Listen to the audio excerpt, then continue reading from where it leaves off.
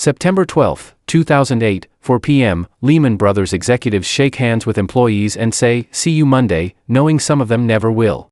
The trading floor is quieter than usual for a Friday afternoon. Not the chaos you'd expect. Not the drama.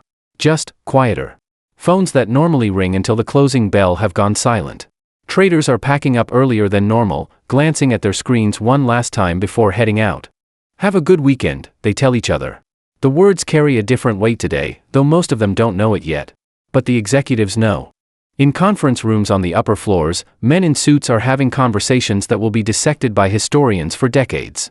Lehman Brothers, 158 years old, $639 billion in assets, one of the most respected names on Wall Street, has 72 hours to live. And they know it. This is the pattern. Every single financial collapse follows this exact sequence: confident Friday, catastrophic Monday.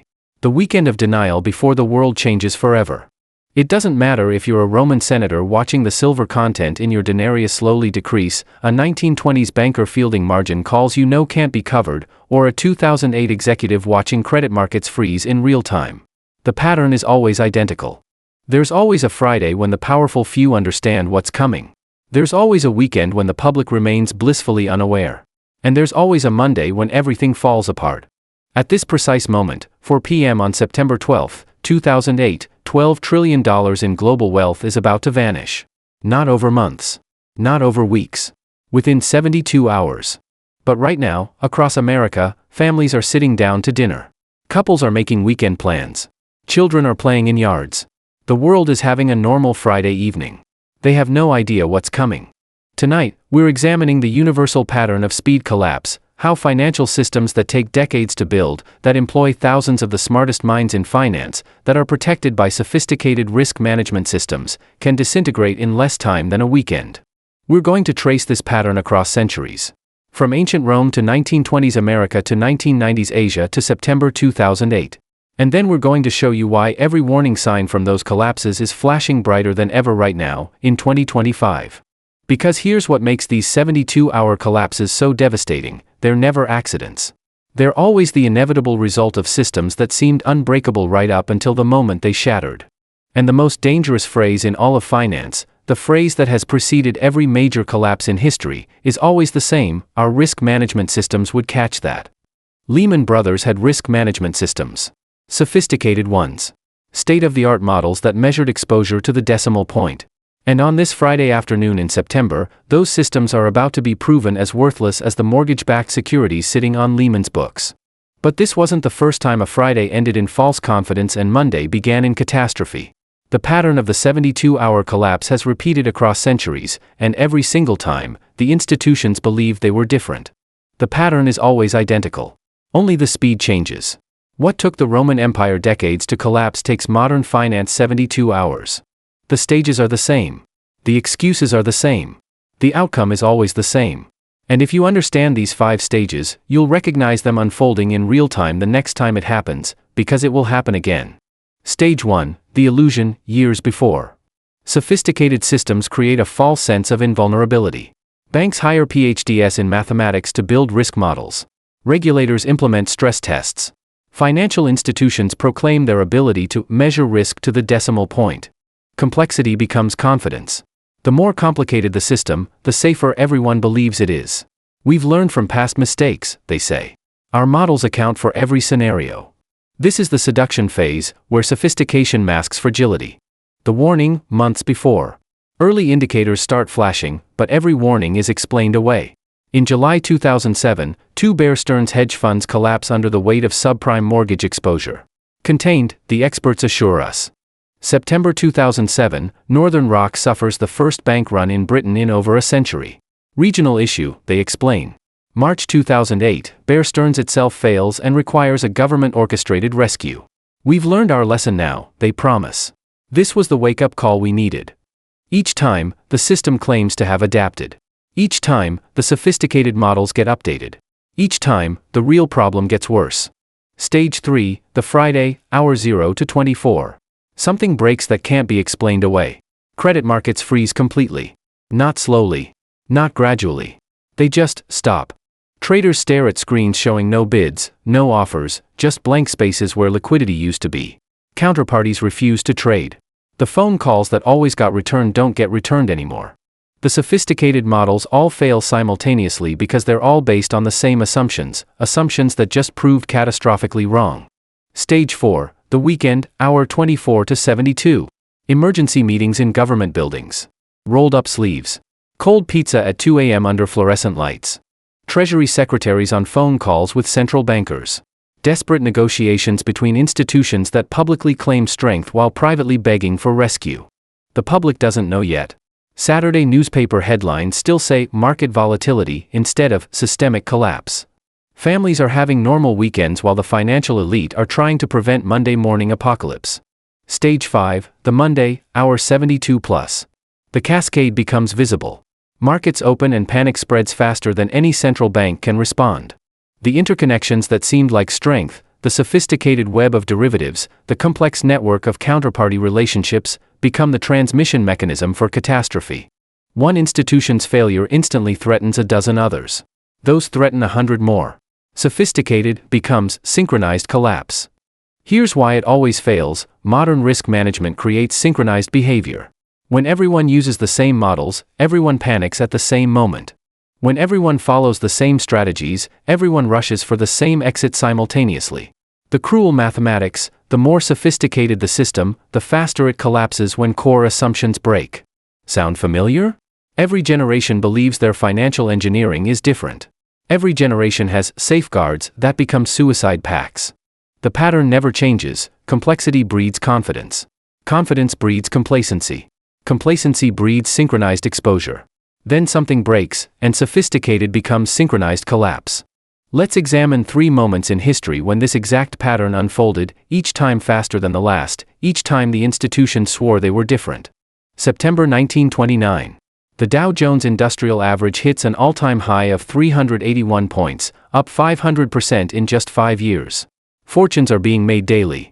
Shoeshine boys are giving stock tips. Ordinary families are taking out loans to buy shares on margin because everyone knows the market only goes up. On October 16, 1929, Irving Fisher, one of Yale's most respected economists, makes a proclamation that will haunt him forever: "We have reached a permanent plateau of prosperity." 9 days later, the world would change. The Friday, October 18, 1929. The market dips. Nothing dramatic. Just a correction. By closing, it's recovered most of the losses. Weekend newspapers assure readers the fundamentals are sound. Brokers telephone their clients with reassuring words: temporary adjustment. Nothing to worry about. See you Monday. That weekend, wealthy investors attend their normal Saturday social events. Jazz plays in speakeasies. Families go to picture shows. There are no emergency meetings. No desperate phone calls. The system seems stable. Black Thursday, October 24, 1929. The market opens and immediately begins to disintegrate. 12.9 million shares trade hands. A normal day sees 4 million. The ticker tape machines, the technology that transmits trade prices across the country, immediately fall behind. 1 hour behind. 2 hours. 3 hours. Traders on the floor are making life-altering decisions based on information that's already obsolete. They're navigating by looking in the rearview mirror. The sound is unforgettable. Actual physical running on the trading floor. Shouting. Screaming orders. The clatter of ticker tape machines desperately trying to keep up with reality and failing. A consortium of major banks pools $750 million to stabilize the market. They buy aggressively. Blue chip stocks. Visible purchases to restore confidence. And it works, for exactly 24 hours. The illusion, Friday, October 25th. The market recovers half of Thursday's losses. Headlines scream, "Worst is over." Bankers give interviews praising their own intervention. Brokers call their clients with good news: "See? The system worked. The safeguards held." That weekend, families go to church and thank God the crisis was averted. They plan for a normal Monday. They have no idea what's coming. Black Monday, October 28, 1929.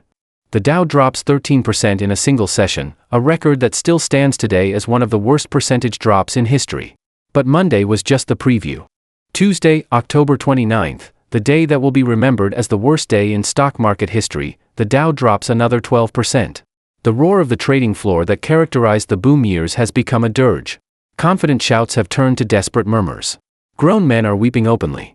By mid-November, $30 billion in market value has evaporated, equivalent to over $400 billion in today's money. But here's what makes this truly catastrophic: that's just the stock market number. The real catastrophe. The crash itself wasn't the disaster. The credit freeze that followed was the disaster. Banks that seemed perfectly stable on Friday were revealed as insolvent by Monday. The sophisticated margin lending system, the same system that seemed like managed risk during the boom, became a synchronized liquidation mechanism during the bust. When stocks fell, margin calls went out. When margin calls went out, investors had to sell stocks. When they sold stocks, prices fell further, which triggered more margin calls, which forced more selling. Sophistication became synchronization. Synchronization became catastrophe. Winston Churchill himself was in the visitors' gallery on Black Thursday, watching his personal fortune evaporate in real time. But at least Churchill was wealthy enough to absorb the blow. Middle-class families, teachers, clerks, small business owners who had taken out loans to buy stocks on the wise advice of their trusted brokers, now owed more than they owned. The American. The pattern. 6 days. From permanent plateau of prosperity to systemic collapse. 6 days where each moment of apparent recovery was actually acceleration toward the edge. The speed shocked everyone because they believed sophisticated margin systems were managed risk. They were synchronized explosives. But 68 years later, a different continent would prove the pattern could unfold even faster when systems became more interconnected. Fast forward to July 1, 1997. Thailand is the crown jewel of emerging markets. The Asian tiger. Decades of 8% annual growth. The IMF and World Bank hold up Thailand as the model for developing nations to follow. Bangkok's skyline is a forest of construction cranes. The Thai baht has been pegged to the US dollar at 25 to 1 for 13 years, stable as bedrock, they say. Every sophisticated investor knows the Asian model works: export-driven growth. Currency pegged to the dollar. Foreign capital flooding in. It's a proven formula. It's been working for over a decade. What could possibly go wrong? The Friday, July 2, 1997. The Thai government makes an announcement: they're implementing a managed float of the baht. Translation: we're out of dollars to defend the peg, so we're letting the currency find its own level. But they're careful with their language. This is controlled, orderly, planned. Hour 12. The baht drops 15% in a single trading session. Currency traders in Singapore, Hong Kong, and Tokyo smell blood in the water.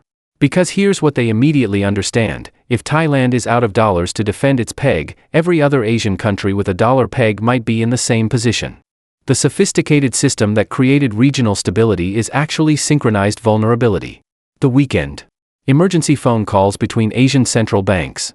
Finance ministers awakened at 3 a.m. for crisis meetings. They promise coordinated defense. They have foreign reserves. They have swap lines with each other.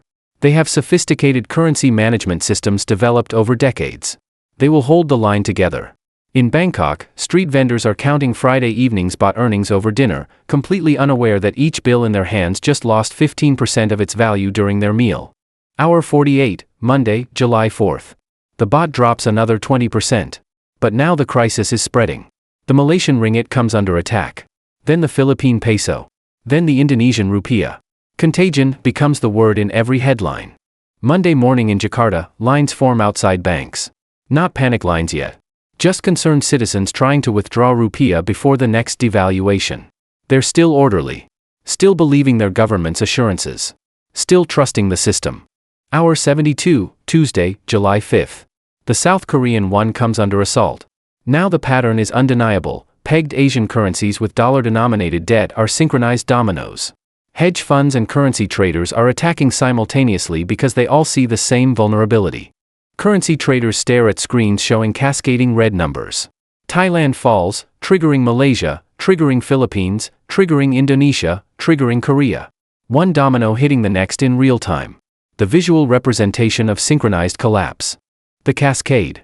Within 72 hours, the crisis spreads across 5 countries. By August, it reaches Hong Kong.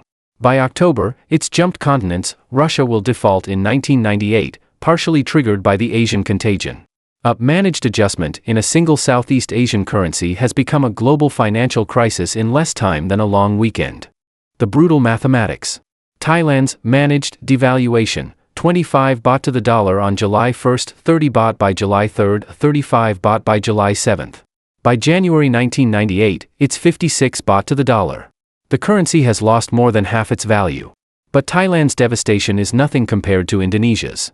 The rupiah goes from 2,400 to the dollar in July 1997 to 15,000 to the dollar by June 1998. A catastrophic collapse. Not a devaluation, an annihilation. Thai construction workers building what was supposed to be Asia's tallest building are laid off mid-project. Half-built towers stand as monuments to speed collapse, concrete skeletons reaching toward a future that will never arrive. The Indonesian middle class is simply wiped out. Families who saved for years, who sacrificed and planned and did everything right, watch their rupiah savings become worthless in weeks. Small business owners who took out dollar-denominated loans to expand, a sophisticated financial strategy when the currency was stable, now owe 6 times more in local currency terms. Many choose suicide over the dishonor and impossibility of repayment. Why so fast? Every Asian economy used the same model. Export-driven. Dollar-pegged. Foreign debt. Sophisticated. Proven. A decade of success. When one broke, traders simultaneously bet against all of them. The system that created coordinated growth became the mechanism for coordinated destruction. 72 hours. One managed adjustment became 5 currency collapses became a global crisis. The same sophisticated peg systems that created stability became the synchronized detonator. But even 1997's 72-hour contagion would seem slow compared to what modern financial interconnection could unleash. 11 years later, the pattern would compress further when a single bank's failure nearly took down the entire global system between Friday evening and Monday morning. We're back where we started. September 12, 2008. Friday, 4 p.m. Friday, hour 0. The Lehman Brothers trading floor is winding down for the weekend. Executives shake hands with employees. Have a good weekend. See you Monday. They smile. They try to look confident. Some traders are quietly boxing up personal items, just in case, trying to look casual about it. But behind closed doors, CEO Dick Fuld knows the truth. He's spent the entire week desperately calling every major bank, begging for a merger. Goldman Sachs declined. JP Morgan declined. Bank of America declined, and this morning, they announced they're buying Merrill Lynch instead. That's the signal everyone needed. Lehman is toxic. Lehman is finished. The specific problem, Lehman has $639 billion in assets on its books. But nobody knows what those assets are actually worth. Mortgage-backed securities that were rated AAA last year, what are they worth now? 50 cents on the dollar? 20 cents? Nobody's bidding, so there's no price. And without a price, Lehman can't prove it's solvent. After markets close, Treasury Secretary Hank Paulson makes a phone call to Fuld. The message is clear, no government bailout. Bear Stearns got rescued in March. Lehman won't. The policy has changed, but the market doesn't know yet. The decision has already been made. Lehman has 72 hours to live. Saturday, hour 18. Federal Reserve Building, New York. Emergency meeting.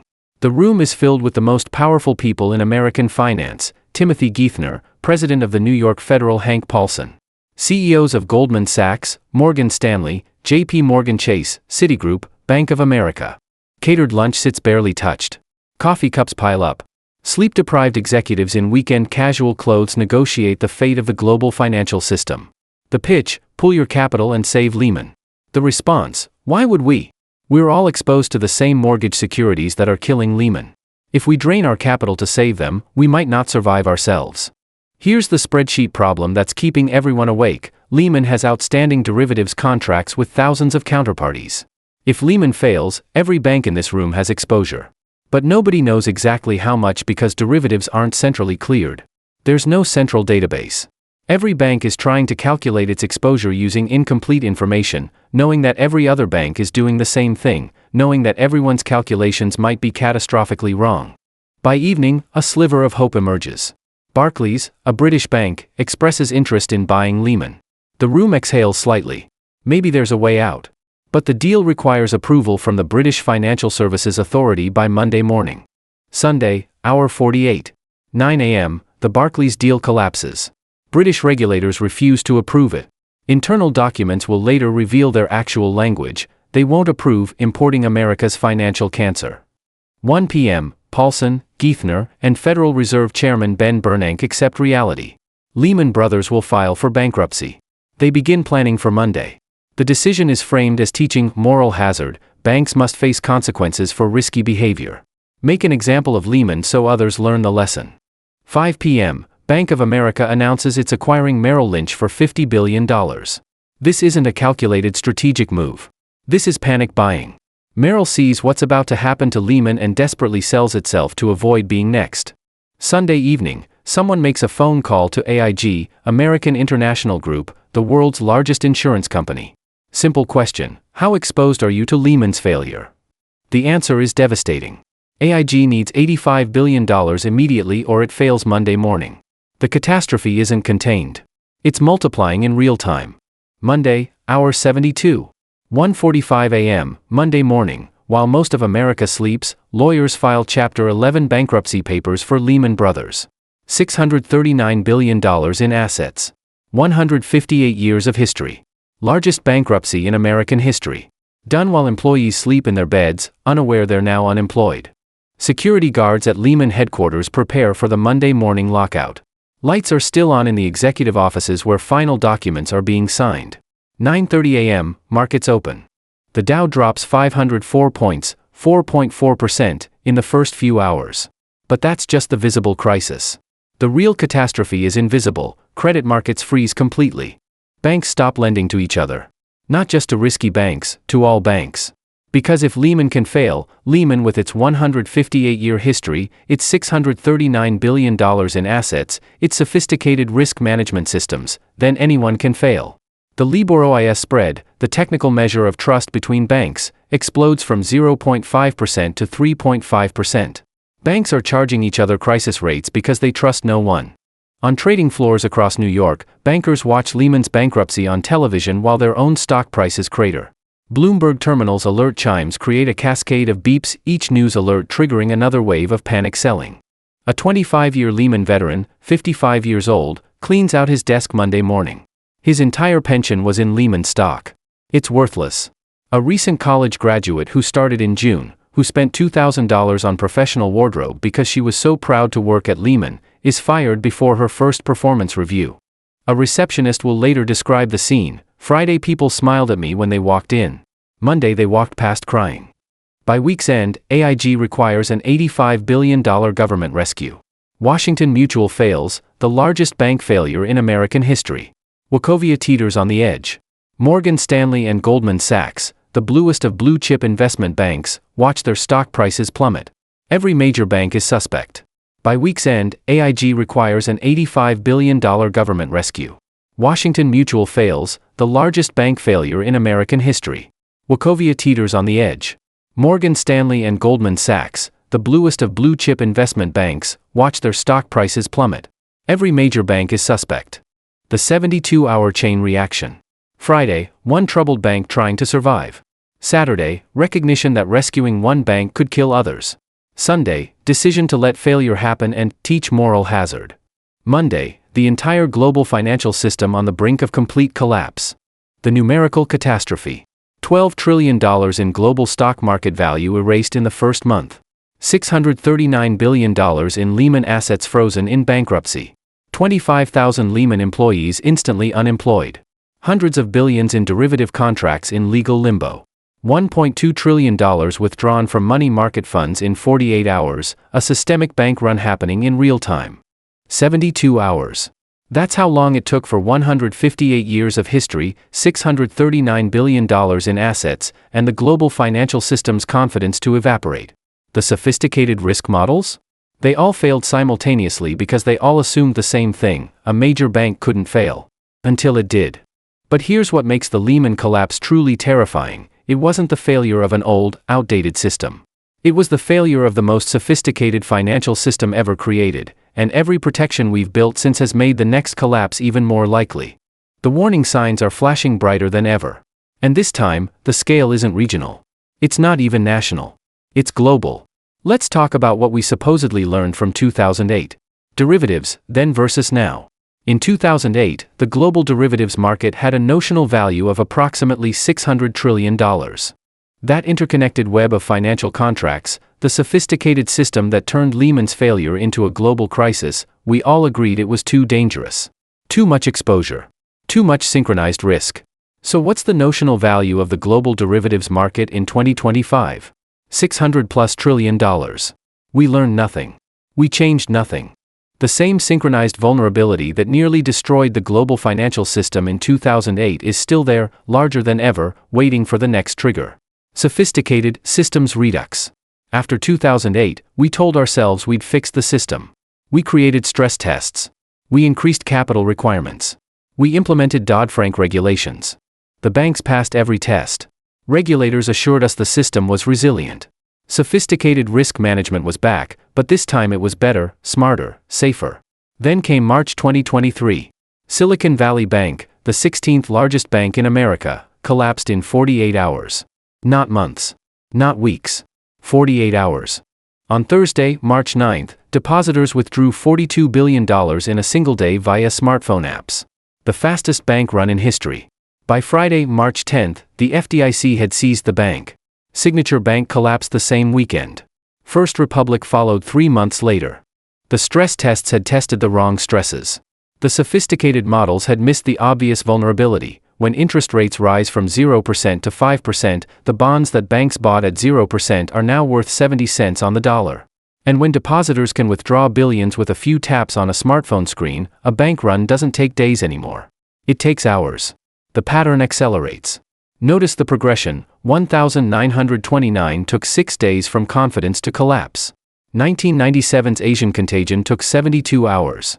Lehman in 2008 took 72 hours. Silicon Valley Bank in 2023 took 48 hours. The pattern isn't just repeating. It's accelerating. The next dominoes are already lined up. Commercial real estate, over $20 trillion in exposure. Office vacancy rates at record highs because remote work fundamentally changed demand. Loan maturity wall hitting 2024 through 2026, billions in loans coming due that can't be refinanced at current rates. Regional banks holding underwater bonds. They bought government bonds when rates were 0%. Now rates are 5%. Those bonds are worth 70 cents on the dollar. The banks are technically solvent only because accounting rules let them pretend otherwise. Until depositors get nervous and start withdrawing. Japan's carry trade, $20 trillion leveraged bet that the yen stays weak. If the yen strengthens suddenly, it triggers margin calls across the entire global financial system. China's property sector, Evergrande defaulted. Country Garden defaulted. $50+ trillion in related exposure across the Chinese economy.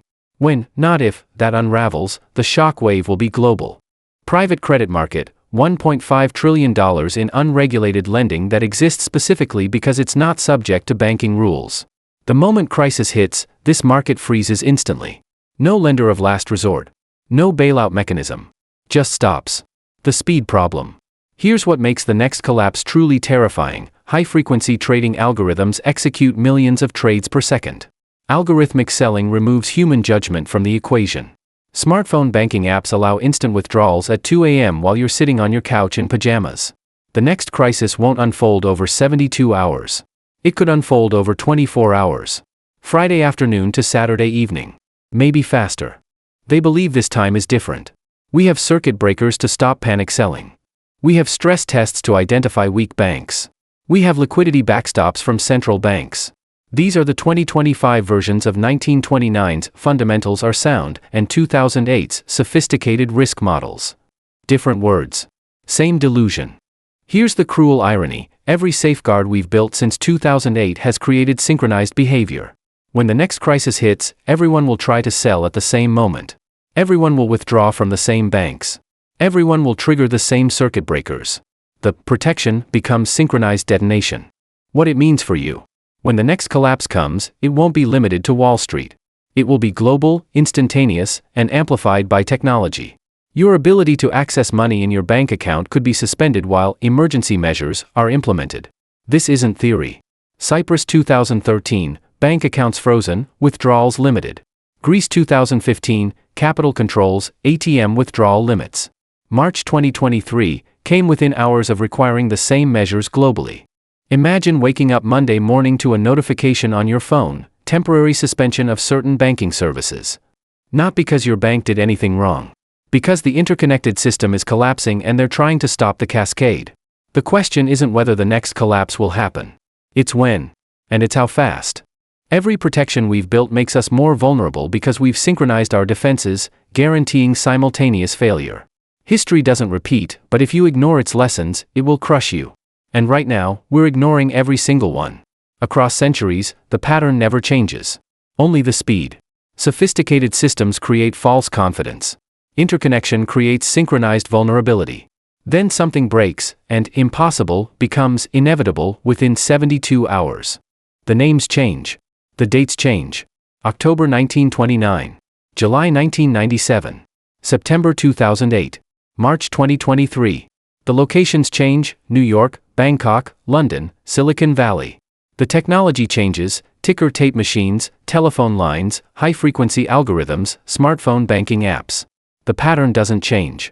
What they all believed. Every generation believes the same thing: our system is different. The 1920s had margin lending and sophisticated financial instruments. We measure risk scientifically now. The 1990s had computerized trading and global coordination. We have real-time information and connected central banks. The 2000s had credit default swaps and risk models built by PhDs. We've engineered away the possibility of systemic failure. Every generation's sophistication becomes the weapon that destroys them. The modern delusion. In 2025, we tell ourselves we're safer because we learned from 2008. We have stress tests. We have capital requirements. We have Dodd-Frank. We have circuit breakers and liquidity backstops and coordinated central bank response mechanisms. But we're holding more derivatives than 2008. More debt than 2008.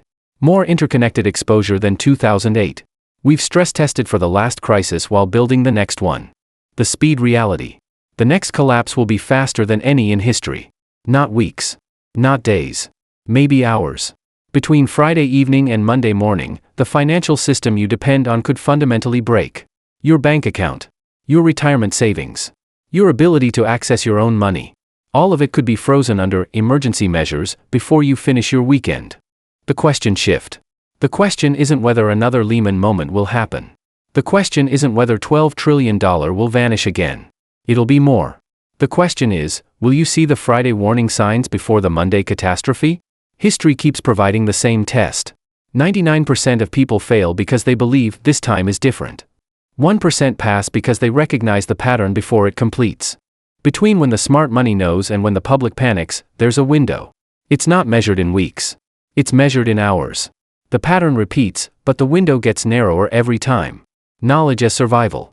Every empire that collapsed, every market that crashed, every currency that hyperinflated, the pattern was visible beforehand. Not obvious. But visible to those who knew what to look for.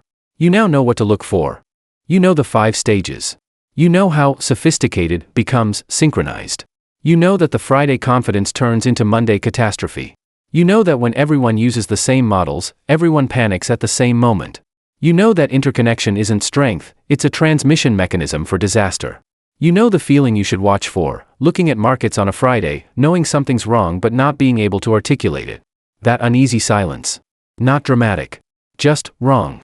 And then Monday proves you right, but by then it's too late for 99% of people. The final truth. The sophisticated financial system we trust isn't strong because it's complex. It's fragile because it's interconnected. The next time a Friday ends with everything's fine and Monday begins with everything's different, the pattern will have repeated again. The 72-hour collapse will have claimed another generation of people who believed they were different.